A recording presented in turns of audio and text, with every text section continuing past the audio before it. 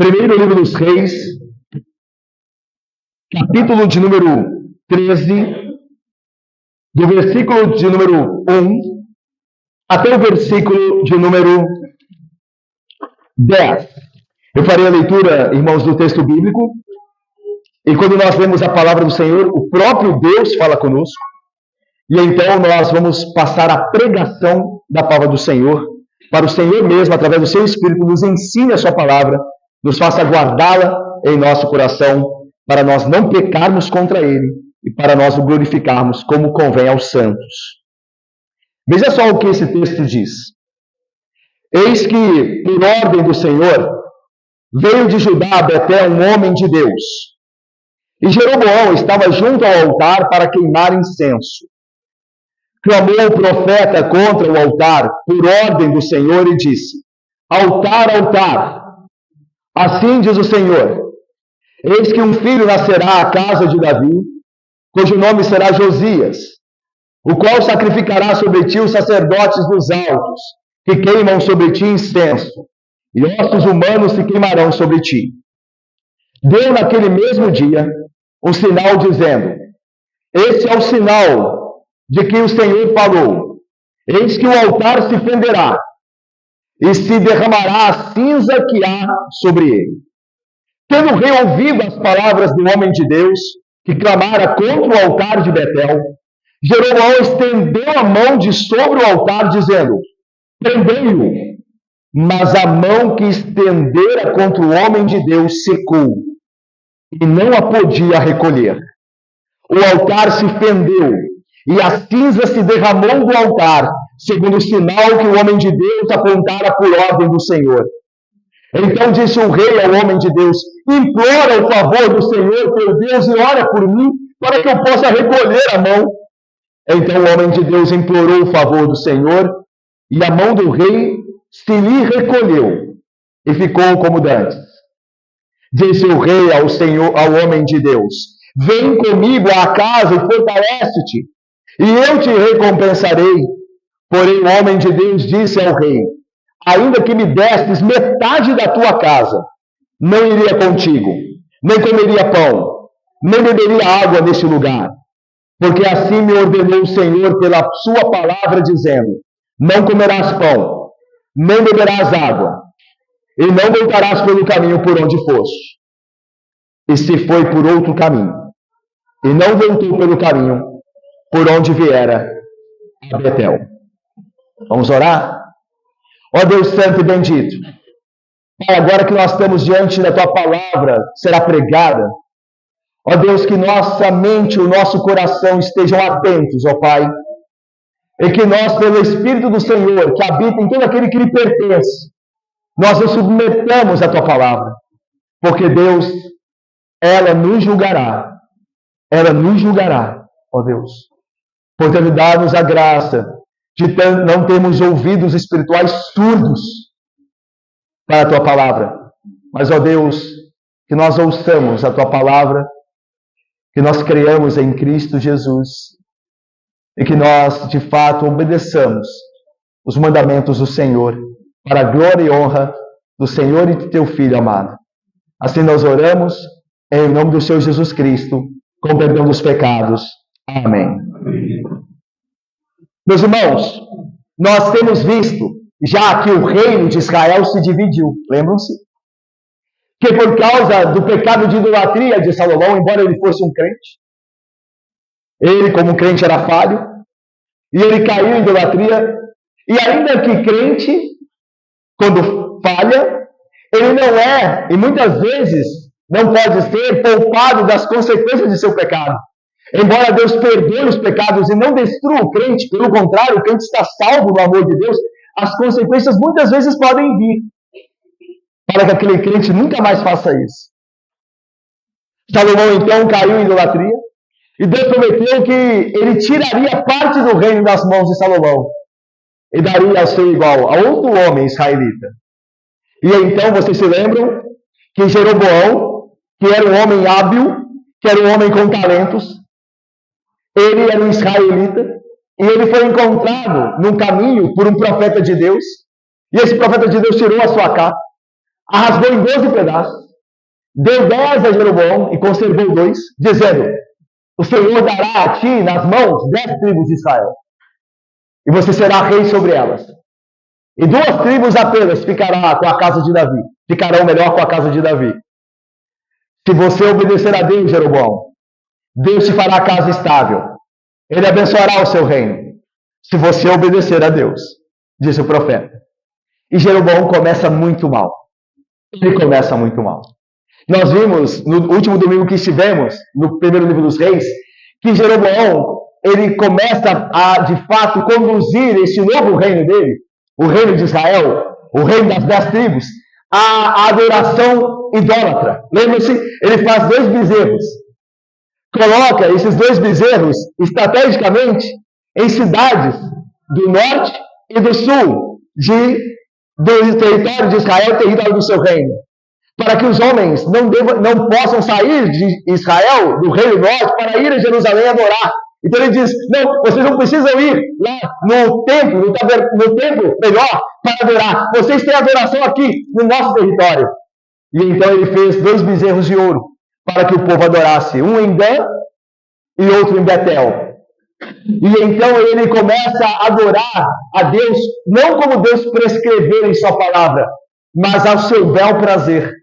Como fica muito claro, meus irmãos, no texto, veja só o versículo de 33, ainda do capítulo 12, o último versículo do capítulo anterior. No 15º dia do 8º mês, escolhido por Jeroboão a seu bel prazer. Ou seja, quando a festa dos tabernáculos acontecia em Israel, no reino de Davi, no reino de Salomão, como sempre aconteceu desde que Deus instituiu, no 7º mês. Mas Jeroboão, ao seu bel prazer, sem consultar a palavra de Deus, sem se importar com o que Deus disse, qual mês seria a festa, ele então começa a comemorá-la no 8º mês. E ele faz tudo segundo a vontade dele. Ele cultua a Deus, segundo o que ele acreditava fazer, segundo o bel prazer dele. Ele abandona a palavra de Deus. Mas então, no capítulo 13 que nós vemos uma coisa muito importante acontecendo. Que ainda que um homem rejeite a palavra de Deus o achará. E é isso que esse texto do capítulo 13 que nós vemos está dizendo. No capítulo 12, Jeroboão desprezou Renata, Isabelle, Diácono Luiz. Jeroboão, presbítero Coates, desprezou a palavra de Deus completamente. Mas a palavra de Deus no capítulo 13 foi achada. Os homens podem viver como querem, como bem entendem. Mas a palavra de Deus os achará e os julgará. E é isso que esse texto prova. Que Jeroboão estava lá para começar a adoração em Betel, no altar de Betel. E então veio um homem trazendo a palavra do Senhor. Ah, meus irmãos, a palavra do Senhor nos achará. Se nós fugirmos dela, ela nos achará. Se nós a desprezarmos, ela nos julgará.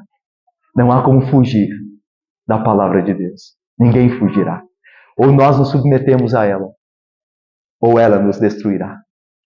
Ninguém pode escapar da palavra poderosa de Deus. E é isso que esse texto está ensinando. É isso que ele vai ensinar agora. Olha o que ele diz, o texto. Eis que por ordem do Senhor, versículo 1, veio de Judá a Betel um homem de Deus. E Jeroboão estava junto ao altar para queimar incenso.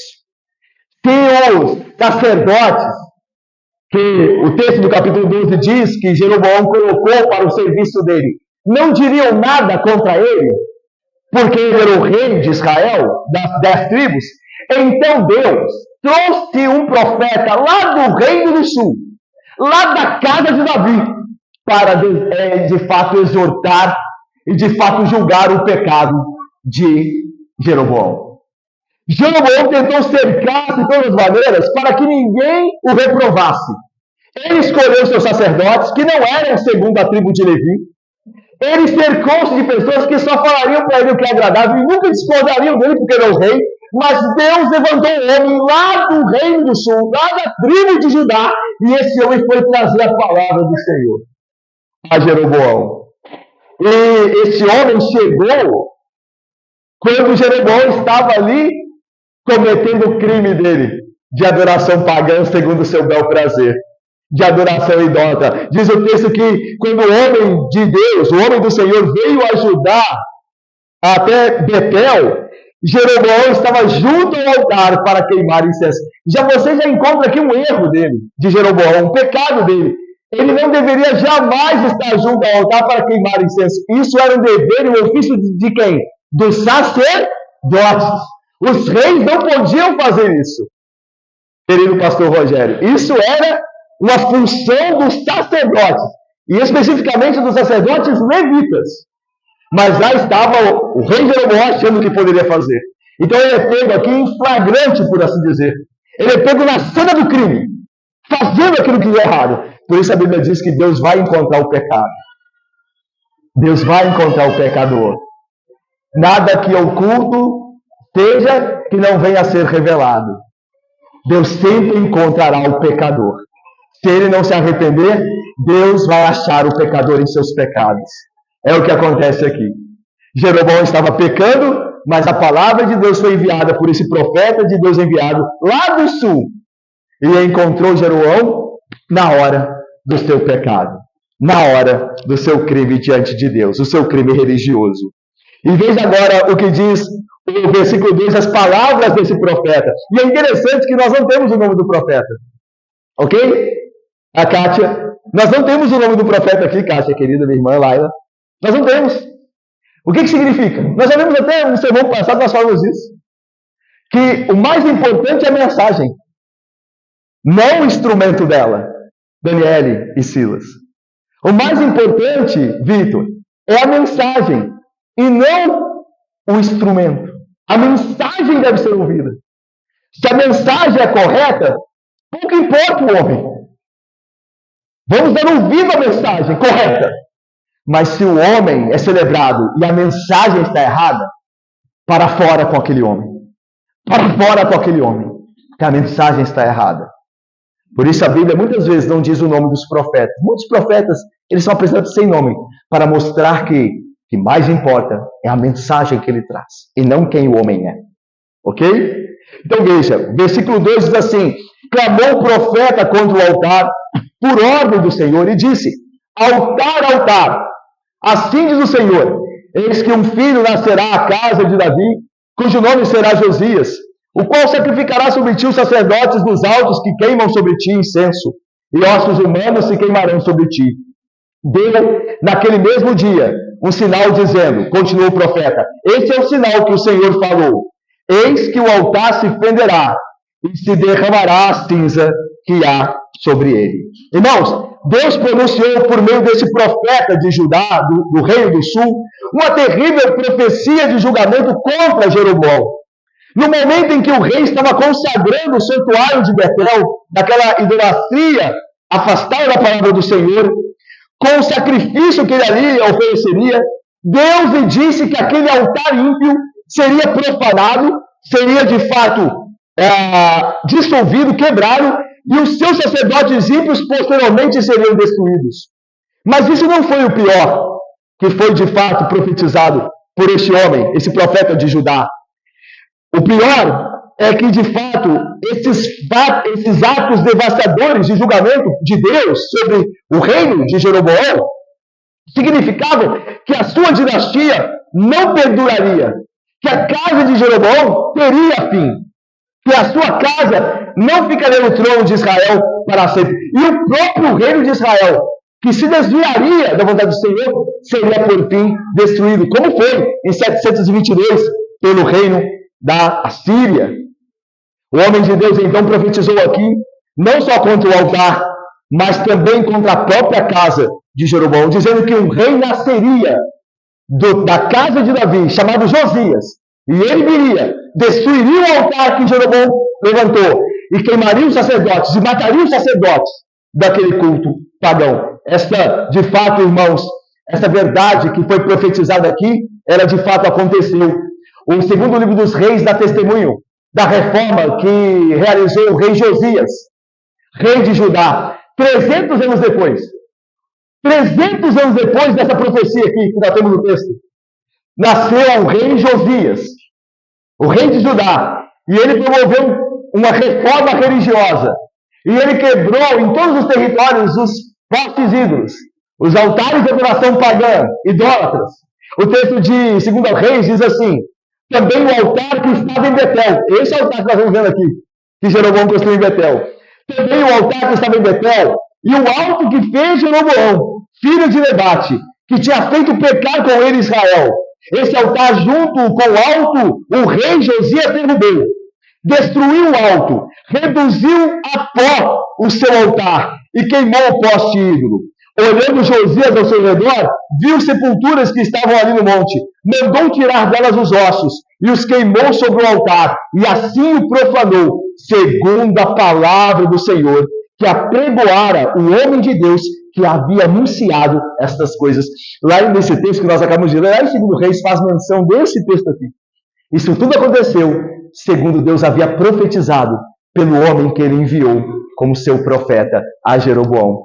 É interessante que diz o texto que Josias, olhando ao seu redor, viu túmulos, tirou os corpos. Lembra que os corpos, eram considerados, o cadáver é considerado imundos, né?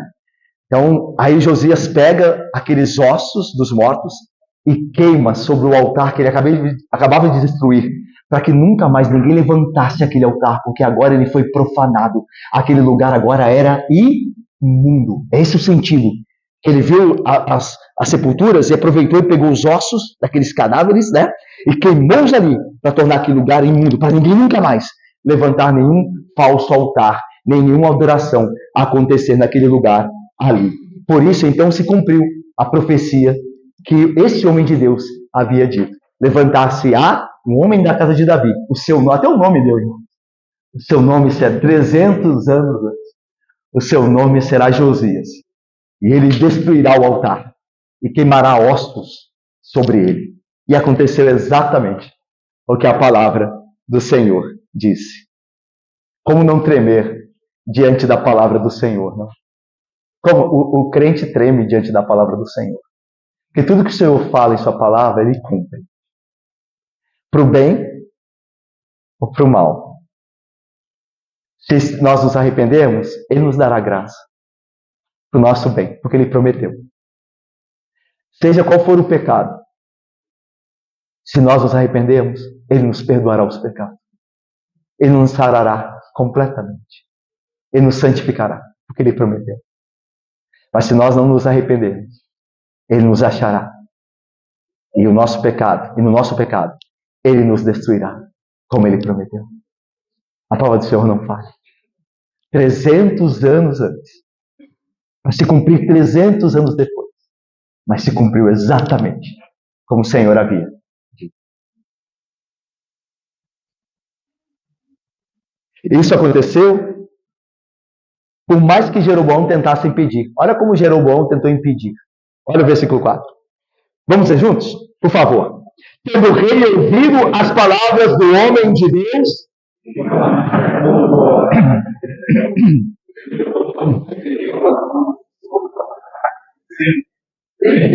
até aí, irmãos, até aí. Estendeu Jeroboão a mão de sobre o altar, levantou a mão dizendo: prendei esse homem, prendei esse profeta. Ou seja, ele está tentando impedir a palavra de Deus. Ele está tentando impedir o cumprimento dela. Ele está tentando matar o profeta. E então diz o texto, que nós vamos ver depois, que a mão dele, com que ele deu a ordem, secou-se imediatamente. Nós vamos ver isso. Mas o ponto aqui antes é que assim fazem os governos ímpios, quando sempre são desafiados por alguém que proclama a verdadeira palavra de Deus. Os governos ímpios tentam impedir a igreja com o uso de sua força.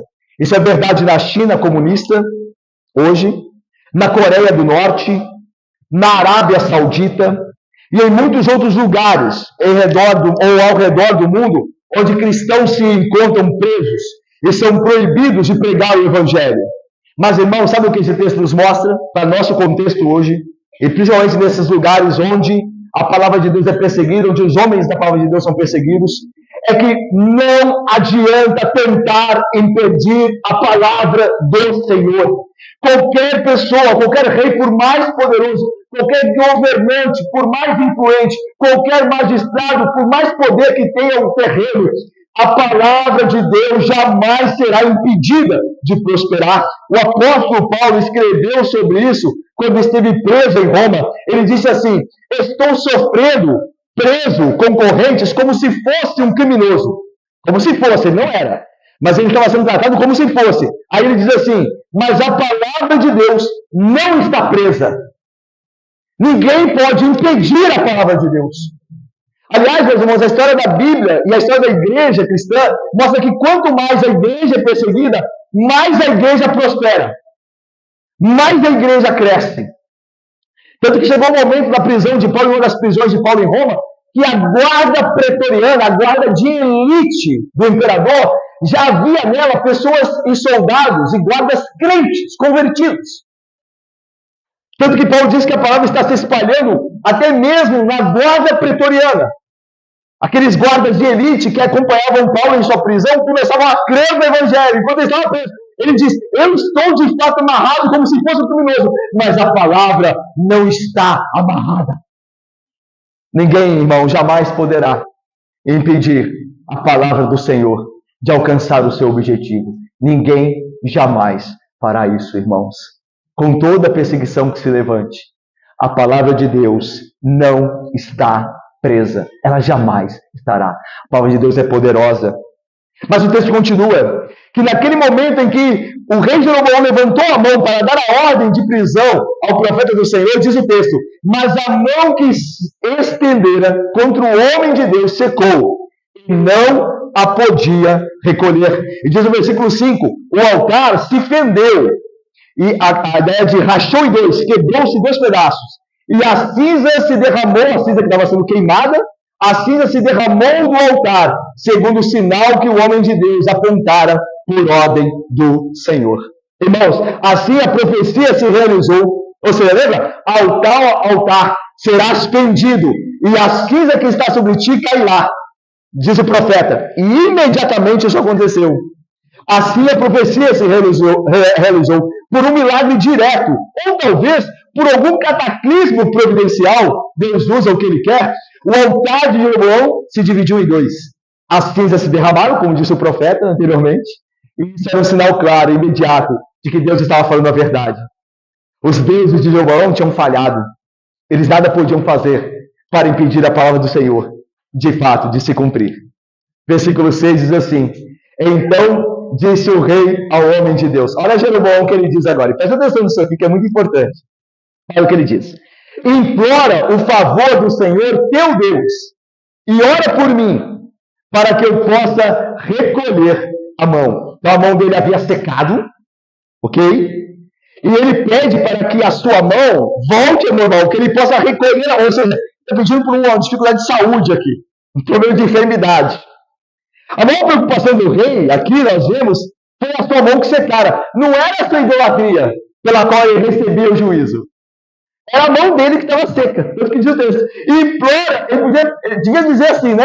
Podia orar, pedir ao profeta, para que o profeta orasse, para que Deus o livrasse da idolatria.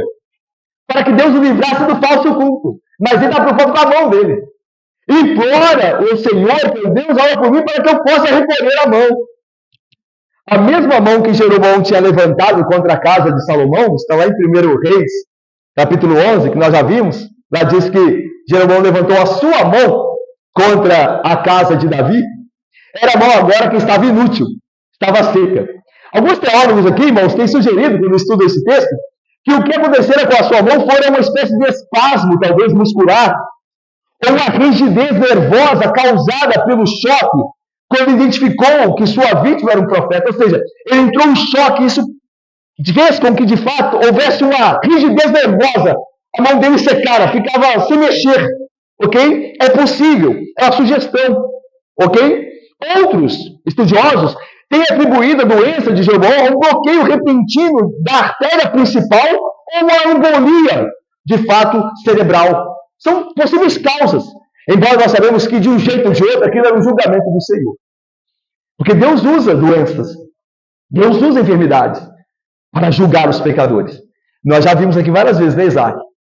Que nem toda doença é o juízo de Deus. Não é porque alguém está doente, é porque Deus está julgando ele.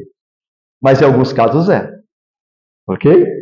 Ali era claro que Deus estava julgando o homem que levou, o rei que levantou a mão contra o seu profeta. Na hora, sua mão secou-se. Irmãos, o que nós aprendemos aqui desses últimos versículos que nós lemos? A palavra de Deus é mais poderosa do que os reis poderosos e de que todos os inimigos do seu reino. A palavra de Deus é mais poderosa do que os adoradores caídos que servem a deuses fracassados de religiões falsas. Ela é poderosa para julgar o mais poderoso dos homens. E nenhum falso Deus, os bezerros de Jeroboão, não poderiam livrá-lo do juízo da palavra do Senhor. A Bíblia diz o seguinte: a palavra de Deus é viva, diz o escritor dos Hebreus, e eficaz. É mais cortante do que qualquer espada de 2 gumes. E penetra até o ponto de dividir alma e espírito, juntas e medulas. E a palavra de Deus é apta para discernir os pensamentos e propósitos do coração. E não há criatura que não seja manifesta na presença da palavra do Senhor. Pelo contrário, todas as coisas estão descobertas e patentes aos olhos daquele a quem temos que prestar contas. E mais, o profeta Jeremias diz assim: não é, o Deus diz através do profeta Jeremias, não é a minha palavra fogo, diz o Senhor, e não é o martelo que esmiuça a penha, não é a minha palavra fogo e martelo que destrói a penha, Jeremias 23, 29. Por isso, meus irmãos, como eu disse, o homem de Deus, o servo do Senhor, o crente verdadeiro, ele treme diante da palavra de Deus. Tem um versículo lindo de Deus falando por meio de Isaías, lá no livro do profeta Isaías, diz assim, que o homem segundo o coração de Deus é aquele que é aflito e abatido de espírito. A ideia de aflito e abatido de espírito é um homem que está sempre a lamentar seus pecados diante de Deus. É um homem que sabe que é um pecador. Então, o homem que é segundo o coração de Deus, que conta com o favor dele, é um homem abatido de espírito e aflito. Na boca do Senhor Jesus, é a bem-aventurança dos pobres de espírito. Bem-aventurados os humildes de espírito, porque deles é o reino dos céus. Humilde de espírito é isso. É você olhar para você mesmo e ver a pobreza, a sua pobreza. É eu olhar para mim mesmo e ver a minha pobreza de espírito. Como eu sou ainda tão pecador, tão pecador. Esse é o homem que agrada a Deus. E aí veja, esse homem que agrada a Deus, ele faz mais uma coisa, que é o ponto aqui. Ele teme da minha palavra, diz o Senhor. Isaías 66, 2. O homem que tem o meu favor, Jonas, é o homem que treme quando eu falo. Treme quando eu falo. Eu me lembro que quando eu era bem mais novo, eu era criança, e minha mãe e meu pai, quando eu estava fazendo algo de errado, diziam para mim: Paulo, né? Como diz o profeta, né? Jeroboão, altar, altar. Minha mãe, Paulo, né? Pelo jeito lá, né? Paulo, olha, se você e seu irmão não pararem, vocês vão ver. Eu lembro que eu tremia, eu arrepiava. Eu lembro direitinho, fazia assim, de medo do juízo da minha mãe. Essa é a ideia, mais ou menos, de quando nós estamos diante da palavra de Deus. O homem treme quando Deus fala. O teu pecado te há de achar. Esse homem, ele treme diante disso e abandona o pecado. Porque ele sabe que Deus vai fazer o que falou. Que os pecadores serão destruídos. O homem santo de Deus treme e abandona e se arrepende dos seus pecados. Esse é o homem que tem intimidade com o Senhor. É um homem que treme quando Deus fala. É um homem que leva a sério a palavra do Senhor, Eliane. A minha pergunta é: como nós reagimos à palavra do Senhor? Sabemos que nada podemos contra ela, senão a seu favor? Você sabe disso? Que eu e você nos submetemos à palavra do Senhor ou ela nos destruirá? Olha o que Paulo diz: porque nada podemos contra a verdade, senão em favor da própria verdade. Irmãos, não adianta lutar contra a palavra do Senhor. Você vai perder. Se eu e você lutarmos contra a palavra do Senhor, nós vamos perder a briga. Vamos perder a batalha. A palavra do Senhor, de fato, prevalecerá. Paulo, querido, Marcela, Vitória, Eliane, não lute contra a palavra de Deus. Ela vai vencer. Ela, por fim, vai vencer.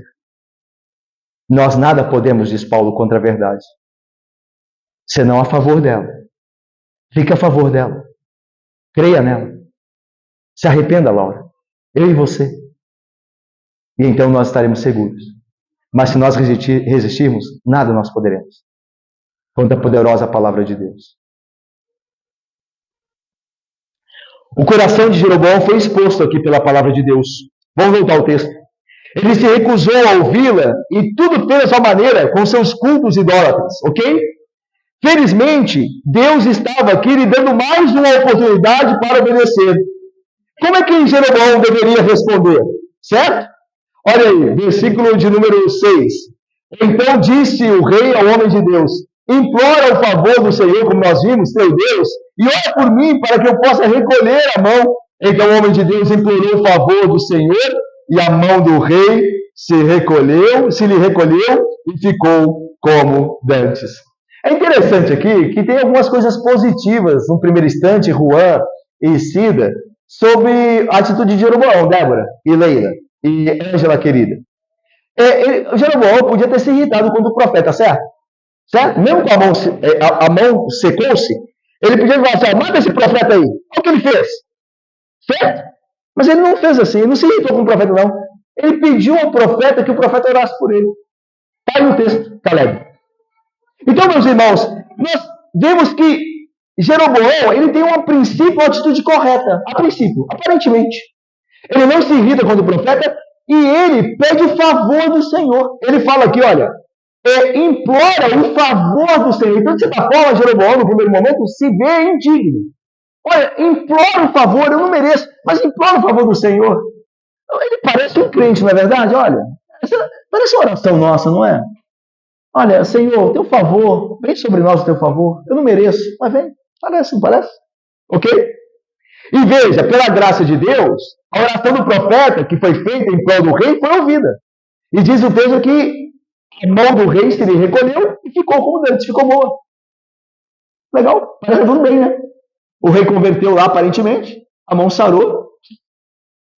No entanto, Edna, o pedido de Jeroboão apenas parecia louvável. Se nós vemos com cuidado, tem algumas coisas que mostram que ele não orou bem, não. Veja só como ele se refere a Deus no versículo. Então disse o rei ao homem de Deus: implora o favor do Senhor, teu Deus.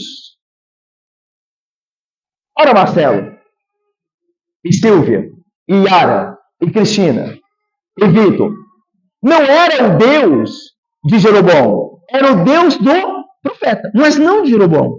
Se Jeroboão tivesse crido de fato, fosse um crente verdadeiro, arrependido do seu pecado, ele diria assim: implora o favor do nosso Deus, do meu Deus, porque eu creio nele. Mas ele disse: implora o favor do teu Deus. Ele não é o meu Deus. Esse pedido de Jeroboão lembra Faraó.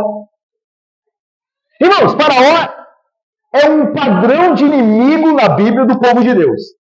É um padrão, um arquétipo de opositor. Mas veja as orações a Moisés que Faraó fez. Ele parecia um crente, quer ver? Ó? Vou ler uns textos lá de Êxodo. Olha, nenhuma das pragas, olha como Faraó chegou a Moisés. Olha o que ele diz, Faraó: roga ao Senhor que tire as rãs de mim e do meu povo. Então deixarei ir o povo, para que ofereça sacrifício ao Senhor. Olha isso que Faraó está. Se eu fosse Moisés, tem alguma coisa acontecendo aqui com o Faraó. Está se convertendo aqui, né? E não teria errado, não teria nenhum problema a pensar isso a princípio. Vamos esperar. Mas a princípio tá bom. Veja agora que em outra praga, Faraó diz assim, o texto diz assim: então diz Faraó: deixar-vos ir, para que ofereçais sacrifício ao Senhor, vosso Deus do exército. Somente que saindo, não vades muito longe. Orai também por mim. Êxodo 8, 28. Olha, orem por mim. Sabe aquela pessoa que nunca vai à igreja? E quando vai de vez em quando, mas está sempre pedindo oração? Você conhece, porque tem muita gente assim, não é? Olha, você está indo na reunião de oração? Ora por mim lá. Ora lá pelo Senhor. Ok? Agora, veja Êxodo 9. Eu vou ler. Então Faraó mandou chamar Moisés e Arão. Esse texto aqui é magnífico, olha só. Então Faraó mandou chamar Moisés e Arão e lhes disse: esta vez pequei. Oh, desta vez, hein? Das outras estava tudo, né, tudo bem. Só dessa vez. Desta vez pequei, disse Faraó. O Senhor é justo. Porém, eu e meu povo somos ímpios. Orai ao Senhor, pois já bastam esses grandes trovões e a chuva de pedras. Eu vos deixarei ir, e não ficareis mais aqui. Êxodo 9, 27, 28. Parece um crente, não? Mas nós sabemos o final da história, lembram-se? E o coração de Faraó se endureceu de novo e foi perseguir os filhos de Israel. O coração de Jeroboão, como o coração de Faraó, não era reto diante do Senhor, embora a princípio tinha algumas coisas que pareciam ser. Qualquer dúvida sobre a sinceridade de Jeroboão é dissipada com o que vem em seguinte. Olha o texto no seguinte, que segue, versículo 7. Depois que tudo ficou bem, né? E lembra-se que Jeroboão estava mais preocupado com a saúde dele, com a mão dele, do que em adorar a Deus verdadeiramente? Olha o que disse o texto. Disse o rei ao homem de Deus: vem comigo à casa e fortalece-te, e eu te recompensarei. Jeroboão ainda estava pensando em religião como algo que ele podia manipular para seus próprios fins, como algo que ele podia comprar e vender. Vem comigo, que eu vou te dar uma recompensa. Talvez Jeroboão estivesse tentando subornar o profeta de Deus. Não é verdade? Imagina que Jeroboão diz assim: é bom ter um profeta desse aqui no meu reino. Esse profeta tem o poder de Deus. A minha mão secou, a minha mão curou pela intercessão dele. Vai que aconteça alguma coisa enquanto eu estou pecando de novo.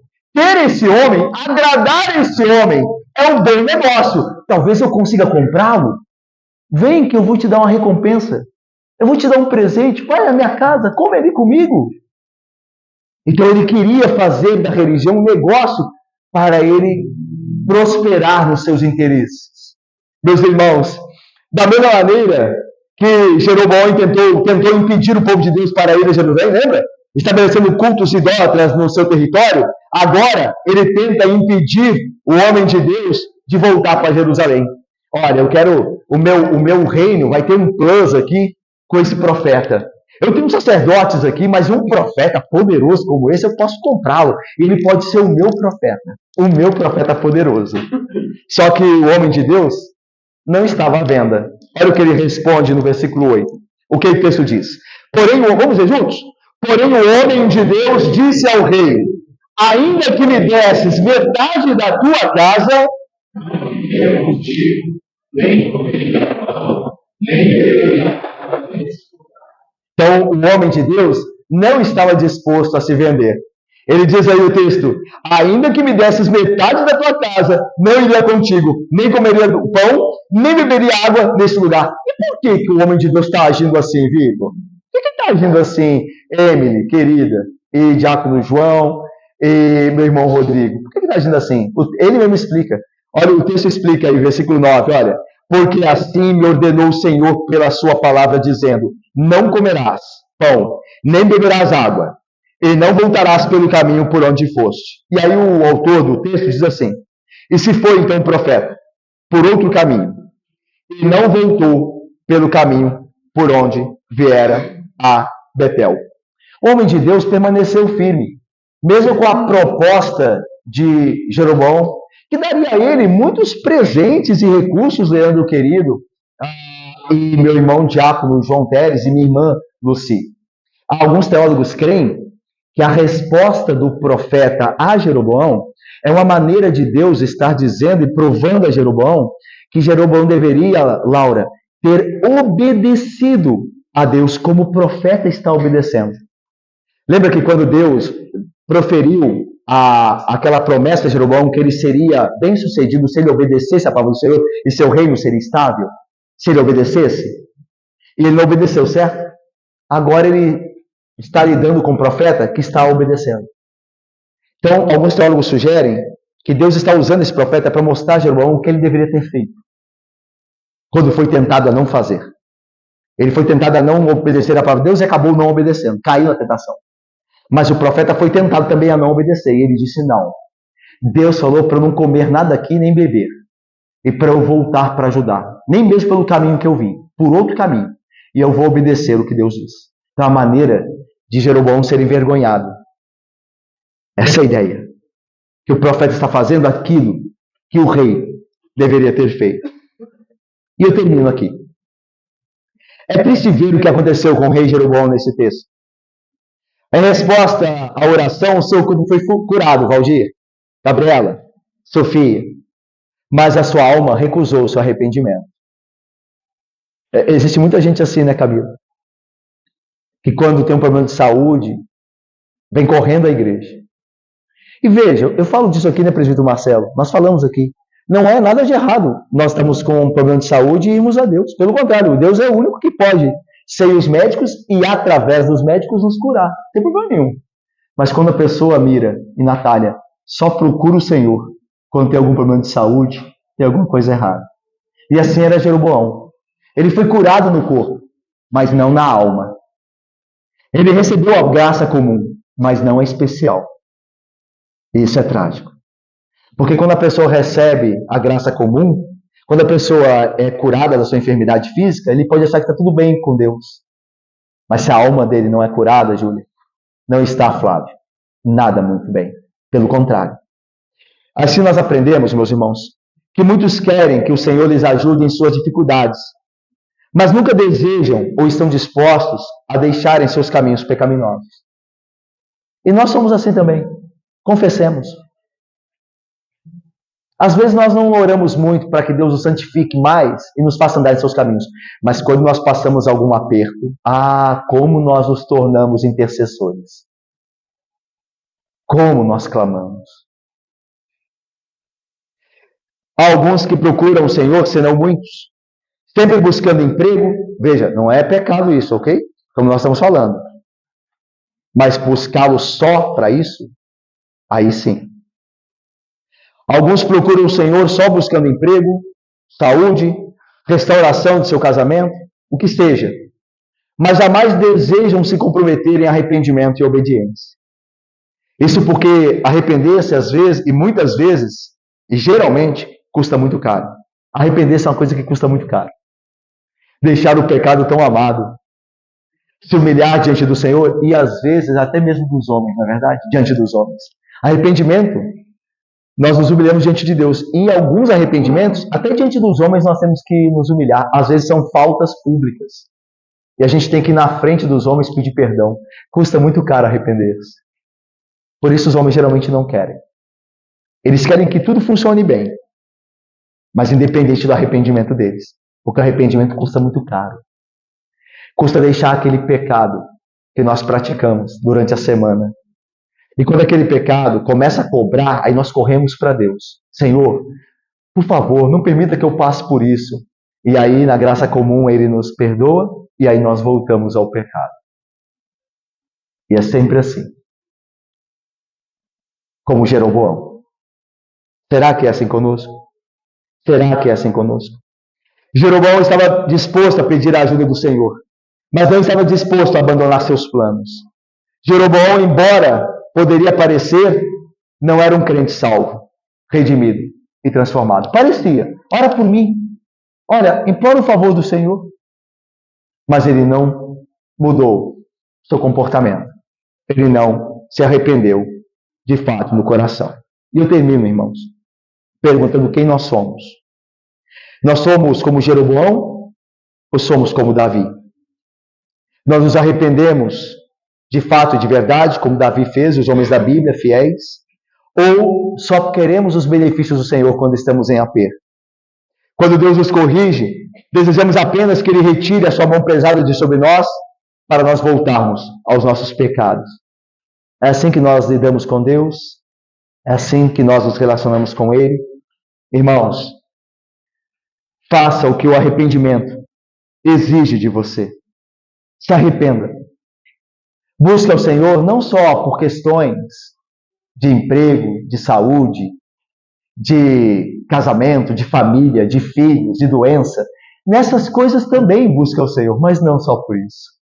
Busque ao Senhor para Ele transformar a sua vida. Não só para Ele te dar coisas, mas Ele de fazer de você alguém que realmente o ama e o adora e o obedece. Não rejeite a palavra do Senhor. Não tente usar a religião para alguma vantagem pessoal. Não siga seu próprio caminho, mas ouça a verdadeira palavra de Deus. Se arrependa, irmão querido, e o Senhor terá compaixão de ti e da tua alma, e muito perdoará. E muito, verdadeiramente, perdoará. Que Deus abençoe. Amém. Vamos orar? Baixe tua cabeça. Vamos orar ao Senhor. Ó Deus Santo e bendito, nós ouvimos a tua palavra, lida e pregada, e nós vimos o exemplo de Jeroboão, com quem o Senhor, de fato, lidou. Ele tentou fugir da tua palavra, mas a tua palavra o achou. Ó Deus, quando a tua palavra o achou, ao invés de se arrepender de Jeroboão, ó Pai, como lemos em tua palavra, ele estava mais preocupado com a sua mão, com a sua saúde, do que com a sua alma. Ó Pai, é verdade que nós muitas vezes nos comportamos como Jeroboão. Quando nós estamos pecando e nada acontece de ruim, nós continuamos pecando. Nós não nos importamos, muitas vezes, com a nossa alma. Ó Pai, livra-nos desta terrível condição, dessa cegueira que muitas vezes pode nos alcançar. Faz-nos ver, ó Deus, que o Senhor tem por abençoado aquele homem que treme diante da sua palavra, que aborrece os seus próprios pecados e que os abandona e deixa, a fim de receber graça da tua parte e perdão. Ó Deus, abençoa-nos, Pai, a cada um de nós aqui, a nossa igreja também, ó Deus, que a nossa igreja não venha se reunir aos domingos, no dia do Senhor, para cultuá-lo publicamente, só porque precisa de algo, mas porque tem no Senhor o Deus todo amável, todo bendigno, todo digno de adoração para sempre, ó Deus. Ó Pai, o que daremos ao Senhor por todos os seus benefícios para conosco? Pai, como agradeceremos, ó Deus, por Cristo Jesus, justiça de Deus, nossa justiça, aquele que nos salvou do inferno, aquele que nos dá nele vida eterna hoje e sempre. Ó Deus, que nós amemos ao Senhor e seu Filho, que nós nos arrependamos das vezes que ofendemos ao Senhor e a seu Filho, que o Santo Espírito que em nós habita nos leve a este arrependimento e santifique-nos, ó Deus, para que vivamos verdadeiramente contritos e arrependidos, e tremendo e temendo diante da sua palavra, e nos alegrando e bendizendo ao Senhor pelo perdão de nossos pecados. Dá-nos essa verdadeira comunhão amável com o Senhor, ó Deus, e que nós andemos em seus caminhos, segundo a sua graça. Assim nós oramos, em nome do Senhor Jesus Cristo, com perdão dos pecados. Amém.